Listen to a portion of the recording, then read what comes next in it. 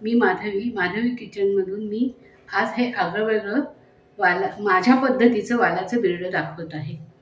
हे कडवे वाल आहेत। हे कडवे वाल मी एक रात्र भिजत घातले आणि नंतर उपसून 2 दिवसांनी त्याला मोड आल्यानंतर असे सोलून घेतले। आता हे 2-3 पाण्याने मी धुतलेले आहेत। ह्याला आता मी हिंग,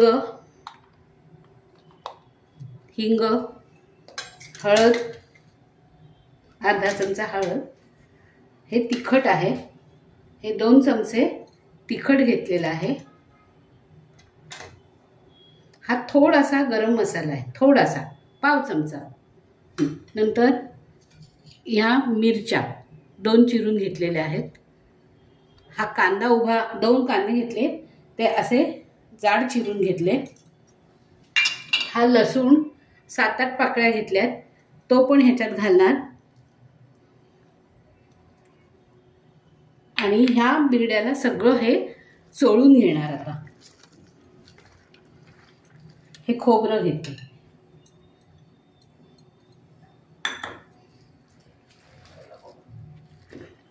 खोबरं घेतले आणि आता ह्याला हे ओलं खोबरं घेतलेलं, याला नारळ किसून हे असं सगळं ह्या बिरड्याला हे लावून घेणार।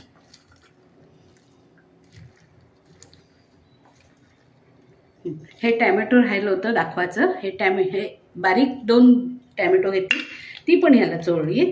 आणि आता मी हे फोडणीला टाकणार आहे। आता तेल फोडणीला टाकलेलं आहे। तेल तापलेलं आहे। अर्धा चमचा मोहरी टाकली, अर्धा चमचा जिरं टाकले आणि अगदी 2 लसणाच्या पाकळ्या फोडणीला टाकल्या।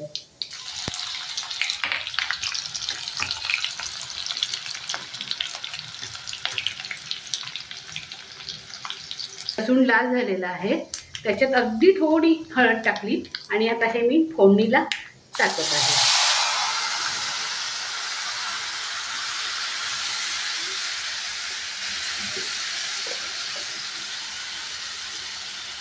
आता हे हलवून घेते, जरा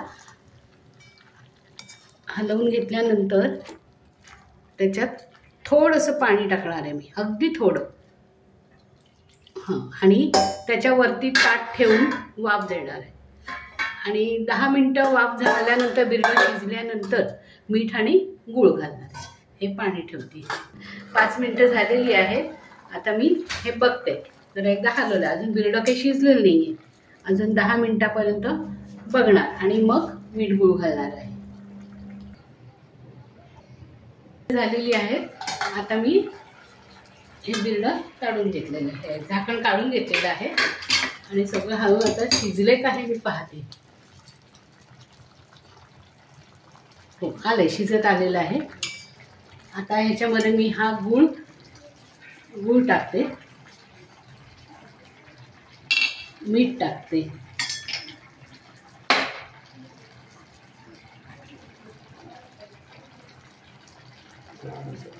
1 चमचाभर, चमचा 1.5 चमचा चवीप्रमाणे मीठ टाकायचं।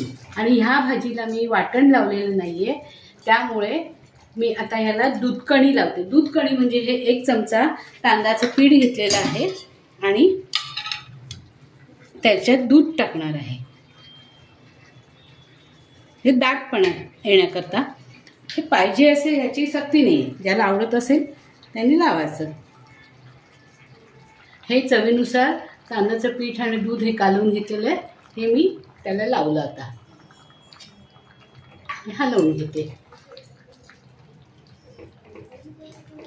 म्हणजे या बिरड्याला दाटपणा येतो जरासं वाटण्याच्या ऐवजी।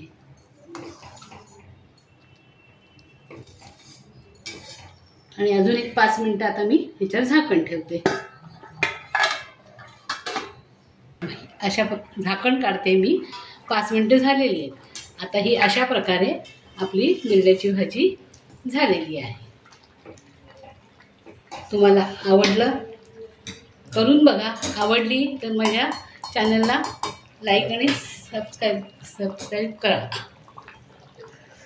बस, मस्त होता।